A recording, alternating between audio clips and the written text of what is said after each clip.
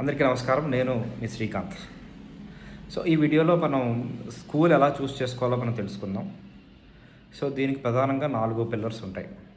So మొదటిది ఏంటంటే safety.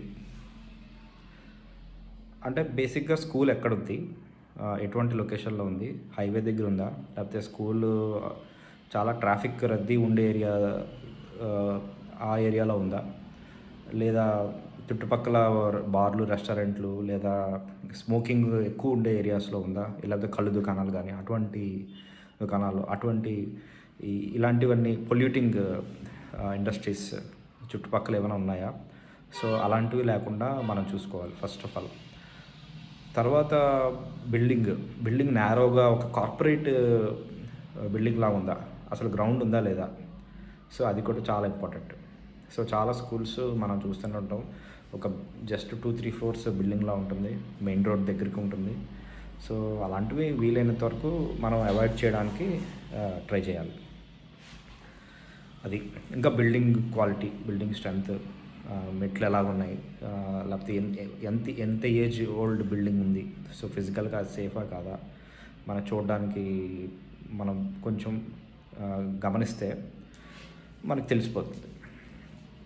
So తర్వాత ఆస్పెక్ట్ ఏంటంటే రెప్యుటేషన్, మేనేజ్మెంట్ రెప్యుటేషన్ ఎలా ఉంది, హిస్టరీ, స్కూల్కి ఏమైనా హిస్టరీ ఉందా. సో కొన్ని స్కూల్స్ ఎప్పటి నుంచో ఉంటాయి, 1950s 60s ఉంటాయి. అల్యూమినీ నెట్వర్క్ ఉంటుంది, ఓల్డ్ స్టూడెంట్స్తో మాట్లాడే ఛాన్స్ చాలా ఉంటుంది. ఇంకా ఓనర్స్ యొక్క ట్రాక్ రికార్డు, వాళ్ళు ఎవరు, వాళ్ళు ఏం చేస్తూ ఉంటారు, వాళ్ళ యొక్క ఫైనాన్షియల్ కెపాసిటీ కానీ, లేకపోతే వాళ్ళ యొక్క కంపిటెన్సీ, ఆ ఎడ్యుకేషన్ రంగంలో వాళ్ళ కంపిటెన్సీ ఎలా ఉంది అనేది మనం రెప్యుటేషన్ అనేటువంటి అంశంలో మనం అన్నీ గమనించాలి. సో మూడోది ఏంటంటే అప్పుడు మనం మూడో దానికి రావాలి. ఏంటంటే అకాడమిక్స్, అంటే టీచింగ్ మెథడ్స్ ఆ స్కూల్కి ఎలా ఉన్నాయి, బేసిక్గా వాళ్ళు పట్టించే స్కూలా, లేదా కొంచెం ఆలోచింపజేసేటువంటి స్కూలా స్టూడెంట్స్ని.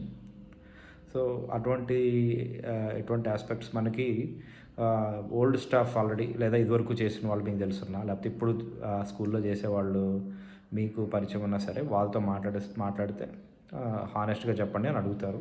సో వాళ్ళు ఖచ్చితంగా జాయిన్ చేయాలా వద్దా అనేది వాళ్ళు చెప్పేస్తారు. అసలు పరిస్థితులు ఎలా ఉంటాయి, వాళ్ళ టీచింగ్స్ ఇంటర్నల్గా వాళ్ళు ఎలాగా మేనేజ్ చేస్తారు, మెథడ్స్ ఎలా ఉంటాయి, ల్యాబ్స్ ఎలా ఉంటాయి, అవన్నీ పేపర్ మీద ఎలా ఉంటాయి, అసలు ఇంప్లిమెంటేషన్ ఎలా ఉంటుంది అనేది వాళ్ళు మీకు చెప్పేస్తారు. ఆ తర్వాత 4వ అంశం ఏంటంటే అదర్ యాక్టివిటీస్. అంటే అకాడమిక్స్ బాగుంటాయి, ఓకే. సో అదొకటే కాదు కదా. సో ఇప్పుడు మనం ఒక 30%, మోర్ దాన్ 30% మనం అదర్ యాక్టివిటీస్ మీద మనం వెయిటేజ్ ఇవ్వాలి. అదర్ యాక్టివిటీస్ అంటే ఎంఫసిస్ ఆన్ ఆర్ట్స్, డ్యాన్సులు కానీ, లేకపోతే పాటలు కానీ, సంగీతం కానీ, లేకపోతే డిఫరెంట్ ఇన్స్ట్రుమెంట్స్ కానీ, sports, different range of sports కానీ. సో ఇంకా ఎన్సిసి లాంటి యాక్టివిటీస్ కానీ, ఒలింపియాడ్స్ కానీ, ఇలాంటి చెస్ కాంపిటీషన్స్ కానీ, ఇటువంటి ట్రైనింగ్స్ అనమాట. ఇంకా listening skills, public speaking skills, ఇవన్నీ. ఇంకా మాతృభాషను వాళ్ళు ఎలా నేర్పిస్తున్నారు, మీరు కర్ణాటకలో ఉంటే కన్నడ ఎలా నేర్పిస్తున్నారు, మన తెలుగు రాష్ట్రాలు అంటే తెలుగు, దాని మీద ఎంత ఫోకస్ చేస్తున్నారు, అది కూడా ఇంపార్టెంటే. ఓకే, మనం ఎక్కడుంటే ఏ ఏరియాలో ఉంటే ఆ ఏరియా యొక్క లాంగ్వేజ్ మనం నేర్చుకోవాలి, పిల్లలు నేర్చుకోవాలి ఎస్పెషల్లీ. సో ఈ 4 ఏరియాస్ అనే ఈ 4 pillars, safety, then reputation, then academics, then other activities, other skills. Okay, ఇవన్నీ ఇన్ఫర్మేషన్ మీరు కనుక్కోవాలి. ఇవన్నీ మీరు ఇన్ఫర్మేషన్ కనుక్కున్న తర్వాత, సో ఈ ఒక్కొక్క ఆస్పెక్ట్లో 1 to 5 మీరు రేటింగ్ ఇచ్చుకుంటూ పోవాలి.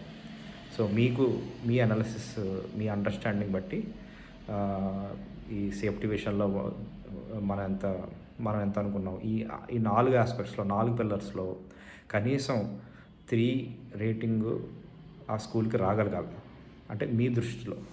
ఓకే, అంటే ఈ 4 ఆస్పెక్ట్స్ ఇన్ఫర్మేషన్ కనుక్కున్న తర్వాత చెప్తాను. అది మీ స్పౌస్తో కానీ, అదే మీ కపుల్ ఇద్దరు కలిసి డిస్కస్ చేయాలి.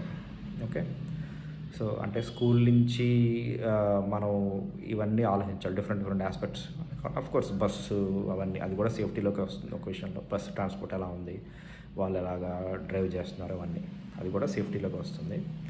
సో ఇవన్నీ మీకు ప్రతి ఆస్పెక్ట్లో మీకు 3 అనే రేటింగ్ రావాలి. సో అలా వచ్చినట్లయితే ఖచ్చితంగా మీరు ఆ స్కూల్ కన్సిడర్ చేయొచ్చు. ఓకే.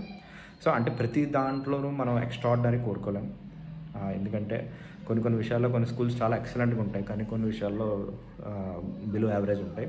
సో అందుకని ఈ 4 ఆస్పెక్ట్స్లో మినిమం 3 రేటింగ్ వచ్చినట్లయితే మీ దృష్టిలో చాలు. ఓకే. ఎందుకంటే అన్నీ కవర్ అవుతాయి మనకి ఎందుకంటే ఆల్రౌండ్ డెవలప్మెంట్ కావాలి, ఏదో ఒకటి కాదు. ఓకే. ఆల్రౌండ్ డెవలప్మెంట్ ఈ 4 ఆస్పెక్ట్స్లో మనకి కావాలి. సో అందుకని ఈ మెథడ్ ఫాలో అయితే అందరికీ మీకు చాలా హెల్ప్ఫుల్గా ఉంటుంది, ఈజీగా కూడా ఉంటుంది. Okay. Thank you so much. మీకు ఇది హెల్ప్ అయింది అని నేను అనుకుంటున్నాను. వచ్చే వీడియోలో మళ్ళీ కలుద్దాం. Thank you.